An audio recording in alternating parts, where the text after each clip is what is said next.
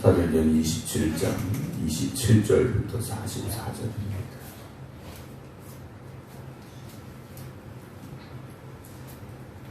열나흘째 되는 날 밤에 우리가 아드리아 바다에서 이리저리 쫓겨가다가 자정쯤 되어 사공들이 어느 육지에 가까워지는 줄을 짐작하고 물을 재어보니 20길이 되고 조금 가다가 다시 재니 15길이라 암초에 걸릴까 하여 고물로 딴데을 내리고 날이 3길을 고대하니라. 사공들이 도망하고자 하여 이물에서 닻을 내리는 채 하고 거룻배를 바다에 내려놓거늘 바울이 백부장과 군인들에게 이르되 이 사람들이 배에 있지 아니하면 너희가 구원을 얻지 못하리라 하니 이에 군인들이 거룻줄을 끊어 떼어버리니라. 날이 새어가매 바울이 여러 사람에게 음식 먹기를 권하여 이르되 너희가 기다리고 기다리며 먹지 못하고 줄인 지가 오늘까지 10나흘인즉 음식 먹기를 권하노니 이것이 너희의 구원을 위하는 것이요 너희 중 머리카락 하나도 잃을 자가 없으리라 하고 떡을 가져다가 모든 사람 앞에서 하나님께 축사하고 떼어 먹기를 시작하며 그들도 다 안심하고 받아 먹으니 배에 있는 우리의 수는 전부 276명이더라. 배부르게 먹고 밀을 바다에 버려 배를 가볍게 하였더니 날이 새매 어느 땅인지 알지 못하나 경사진 해안으로 된 항만이 눈에 띄거늘 배를 거기에 들여다 댈 수 있는가 의논하노. 닻을 끊어 바다에 버리는 동시에 키를 풀어 늦추고 돛을 달고 바람에 맞추어 해안을 향하여 들어가다가 두 물이 합하여 흐르는 곳을 만나 배를 걸매 이 물은 부딪혀 움직일 수 없이 붙고 그 물은 큰 물결에 깨어져 가니 군인들은 죄수가 헤엄쳐서 도망할까 하여 그들을 죽이는 것이 좋다 하였으나 백부장이 바울을 구원하려 하여 그들의 뜻을 막고 헤엄칠 줄 아는 사람들을 명하여 물에 뛰어내려 먼저 육지에 나가게 하고 그 남은 사람들은 널조각 혹은 배 물건에 의지하여 나가게 하니 마침내 사람들이 다 상륙하여 구조되니라. 아멘. 할렐루야. 또 저렇게 일주일 시작하면서 기도하는 여러분들이 하나님의 도우심과 은혜와 능력이 함께 하시기를 주님의 이름으로 축원합니다. 오늘 온라인으로 함께 예배드리고 계신 안친환 권사님, 박영명 권사님, 정봉 권사님, 김성자 권사님, 김중원 장로님, 박정순 권사님, 정정희 집사님, 이미경 권사님, 김용욱 권사님, 임승자 집사님, 박경문 집사님, 조태경 권사님 주님의 이름으로 축복합니다. 우리가 살면서 늘 소망 가운데 살기를 원하죠. 또 기쁘고 즐겁고 좋은 일들이 일어나길 원하는 것이 다 우리의 마음일 것입니다. 그러나 현실은 오히려 그 반대의 모습들, 상황들을 우리에게 던져줄 때가 있죠. 바울도 믿음으로 도전하고 또 하나님이 함께 하신 가운데서 사명을 감당하는 그런 뜨거운 열정이 있던 사람이었습니다. 그러나 그에게도 낙심하는 시간들이 있었고 또 절망하는 순간들도 있었다라는 거죠. 그래서 바울은 그렇게까지 고백을 하죠. 고난을 당하여 살 소망까지 끊어졌던 시간이 있었다라고 말합니다. 그러니까 우리가 살면서 마음에 낙심이 올 때도 있습니다. 목사님이 희망 가지고 소망 가지고 낙심하지 말라고 그랬는데 왜 나는 낙심이 올까? 난 믿음이 없는가 보다. 그렇지 않죠. 그 낙심하고 절망하는 순간에도 다시 하나님을 바라볼 수 있는 것, 그것이 믿음의 사람인 거죠. 믿음의 사람이라고 항상 기뻐하고 범사에 감사하는 말씀처럼 매일 기쁘고 매일 즐겁고 이럴 수는 없습니다. 때로는 마음에 무거운 짐이 있을 수도 있고 때로는 눈물이 흐를 때도 있지만 그 순간에도 하나님을 다시 바라볼 수 있는 희망을 또 소망을 회복할 수 있는 것, 그것이 우리가 가져야 되는 믿음의 모습이라 생각을 합니다. 오늘 사도행전 27장의 마지막 부분인데요. 바울이 죄인의 모습으로 이제 배를 타고 로마로 가게 되는 과정인데 그 배조차도 평안하지 않았음을 우리가 보지 않습니까? 오늘 본문에 보게 되면 먹지 못한 지가 10나흘이라는 말씀도 있습니다. 배가 풍랑을 만나서 살기 위해서 몸부림치는 정말 우리가 흔히 말하면 아비규환 같은 그런 현실이 바울 타고 있는 뱃속에 그대로 벌어지고 있었다라는 거죠. 그런 상황 속에서 오늘 어떤 일이 벌어지느냐. 27절에 열 나흘째 되는 날 밤에 우리가 아드리아 바다에서 이리저리 쫓겨가다가 그랬습니다. 그러니까 이미 배는 뱃사람들에 의해서, 선원들에 의해서 방향을 잡을 수 있는 상황이 아니었다라는 거죠. 그저 바람과 파도에 이리저리 휩쓸려 다니고 떠다니는 상황이 됐더라는 겁니다. 자정쯤 되어 사공들이 어느 육지에 가까워지는 줄을 어떻게 했냐? 짐작했다. 그러니까 몇 사람들이니까 여기쯤 가면 육지가 조금 가까워지겠구나, 아마 이런 생각이 들었던 것 같습니다. 그래서 줄을 내려보죠. 물을 재어보니 20길이 되고, 조금 더 가다가 다시 재보니 15길이 됐다라고 되어 있습니다. 여기서 길이라는 단위가 나오는데 대략 한 1.8m 정도 된다고 이렇게 학자들이 이야기를 합니다. 그러니까 20길이면 36m 정도 되고요. 또 조금 더 가니까 조금 더 이제 바다가 얕아지는 그런 상황이 된 거죠.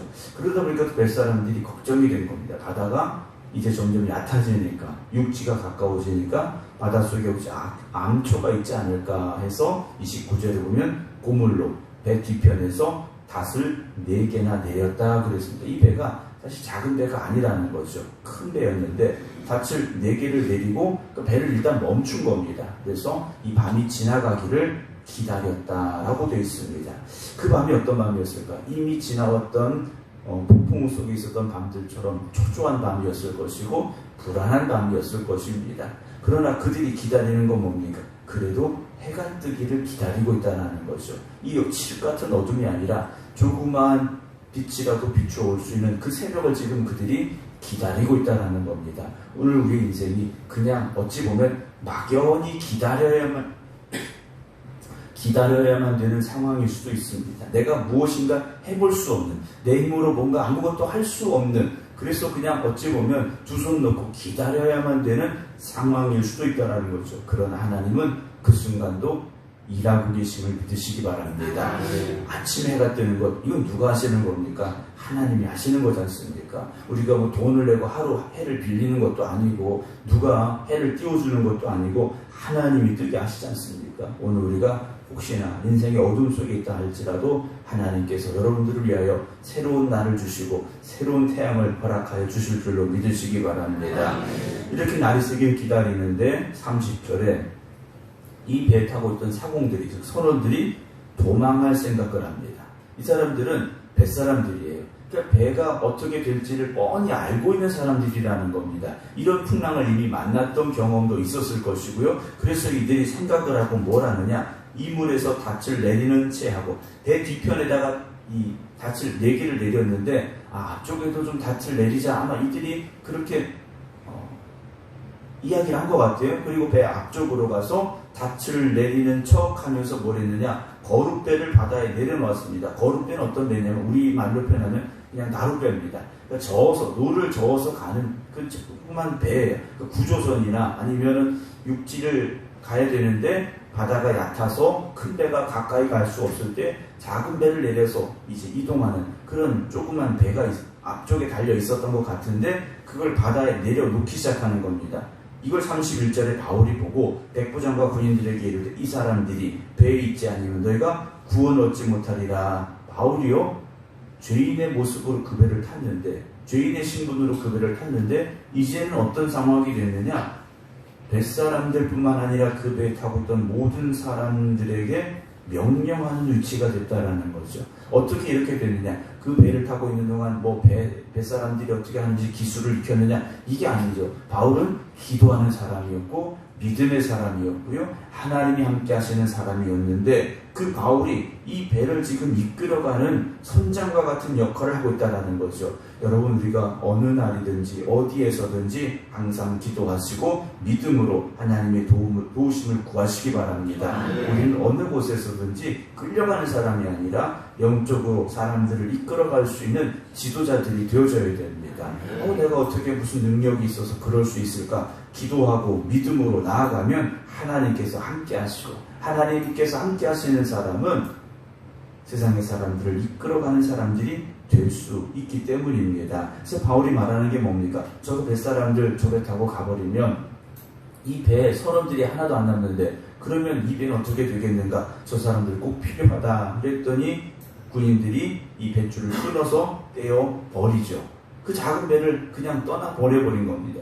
남은 사람들 어떻게 된 겁니까? 다 그 배에 이제 남게 된 거죠. 그러니까 배와 함께 생사를 같이 하게 되는 그런 상황이 돼버렸는데 33절 날이 새어가며 바울이 여러 사람에게 음식 먹기를 권하여 이르되 너희가 기다리고 기다리며 먹지 못하고 줄인 지가 오늘까지 10나흘이라 바울이 말하죠. 거기 있던 사람들이 밥도 제대로 먹지 못하면서 이 10나흘을 폭풍우 속에서 견뎌왔다라는 겁니다. 지칠 대로 지쳐있겠죠. 얼마나 힘들겠습니까? 먹지도 못했죠. 잠도 못 잤죠. 뭐 뱃멀미도 했을 때 희망도 보이지 않고 그런 상황인데 바울이요 아침이 되어가니까 자 우리 밥 먹자 그러는 거예요. 밥 먹고 힘을 내자라는 거죠. 34절에 음식 먹기를 권하노니 어떤 사람들은 나 밥 안 먹어 뭐 입맛이 없어 이거 먹어서 뭐해 우리 죽을 텐데 이런 사람들도 있었겠죠. 근데 바울이 이렇게 선포합니다. 이것이 너희의 구원을 위하는 것이요 너희 중 머리카락 하나도 잃을 자가 없으리라. 하나님이 주신 약속이지 않습니까? 단 한 명도 입에서 죽는 사람이 없을 것이라는 하나님께서 하나님의 사자를 보내서 하신 그 약속을 바울이 다시 선포하는 겁니다. 35절 떡을 가져다가 모든 사람 앞에서 하나님께 축사하고 떼어 먹기를 시작한 놀라운 광경이 벌어진 겁니다. 죄인인 바울이 모든 사람 앞에서 떡을 가져다가 하나님 앞에 감사하며 기도를 드리고 그 떡을 나눠주어서 먹기 시작했더니 36절 그들도 다 안심하고 받아 먹었다 그랬어요. 여러분 믿음의 사람들이요 세상 속에서 세상 사람들보다 담대하지 못해서는 안 됩니다. 세상 사람들 안절부절할 수 있죠. 조바심 낼 수 있습니다. 그러나 믿음의 사람들은요 담대해야 됩니다. 하나님이 나와 함께 하시는 고백하는 사람들이라면 세상 속에서요 우리는 담대한 믿음이 무엇인가를 보여줄 수 있어야 된다는 거죠. 37절에 배에 있는 우리 예수는 전부 몇 명이었냐? 276명이었더라 그래서 상당히 많은 사람이 그 배에 타고 있었지 않습니까? 38절 배부르게 먹고 밀을 바다에 버려 이제 마지막 남은 음식까지도 바다에 다 버리고 배를 가볍게 했다 그랬습니다. 이제는 오늘이 어떤 날입니까? 구원의 날인 거죠. 이제는 이 배를 떠날 날이 됐다라는 겁니다. 날이 새매 어느 땅인지 알지 못하나 어딘지도 알 수 없는 상황이죠. 경사진 해안으로 된 항만이 눈에 띄거늘 배를 거기에 들여다 댈 수 있는가 의논을 하고 닻을 끊어 바다에 버린 동시에 키를 풀어 늦추고 돛을 달아 바람에 맞추. 이건 누가 해야 되는 겁니까? 선원들이 해야 되는 거죠. 그래서 바울이 이 선원들이 배를 버리고 도망칠 때 그렇게 하지 못하도록 막았다라는 거예요. 41절에 두 물이 아파에 흐르는 곳을 만나 배를 걸매 이 물은 부딪혀 움직일 수 없고 고물은 큰 물결에 깨져가고 있었다. 배 앞쪽은 걸렸고 뒤쪽은 큰 파도 때문에 계속해서 부서져가는 상황이 된 거죠. 그러니까 배가 이러지도 저러지도 못하는 상황인데 배는 계속 부서져가고 있습니다. 42절에 그 상황에 군인들이 그 배 타고 있던 바울을 비롯한 죄수들이 헤엄쳐서 도망할까 하여 그들을 죽이자라고 의견을 내놓습니다. 그랬더니 백부장이 바울을 구원하려 하여 그들의 뜻을 막았다 그랬습니다. 지금 이 상황이 되면 죄인들을 죽이는 게 맞습니다. 군인들 입장에서는 죄인들이 도망가게 내버려두면 자기들의 목숨이 위험한 겁니다. 차라리 죄인들을 죽이고 도망치게 해서 죽였습니다 라고 말하는 게 그들에게는 나을 수 있어요. 그런데 이 백부장이요 바울을 살리려고 이 일을 막았다 그랬습니다. 바울을 살리려고 그들을 막았어요. 여러분 죄인인 바울입니다. 그들의 눈에는 똑같은 죄인이에요. 로마로 끌려가는 죄인인데 백부장이요 바울을 살리려고 나머지 죄수들도 살리게 됐다라는 거죠. 어떻게 이런 일이 일어날 수 있었겠습니까? 배를 타고 있는 이 과정 중에 백부장이요 바울은 뭔가 다르다라는 걸 보았다라는 거죠. 죄인이지만 뭔가 다르구나 하는 걸 보았다라는 겁니다. 여러분 우리가 세상 가운데 살아가면서 세상 사람들 위를 볼 때 저 사람 뭔가 다른데 우리가 교회 다닌다고 말하지 않아도 저 사람 뭔가 다른데 라는 느낌이 들 수 있는 그런 삶을 우리가 살아갈 수 있어야 됩니다. 그러려면 우리의 말이 달라야 되고 우리의 얼굴이 달라야 됩니다. 우리 얼굴에 믿음의 기쁨이 넘쳐야 되고요. 우리의 말에 그 믿음의 확신이 있어야 된다는 거죠.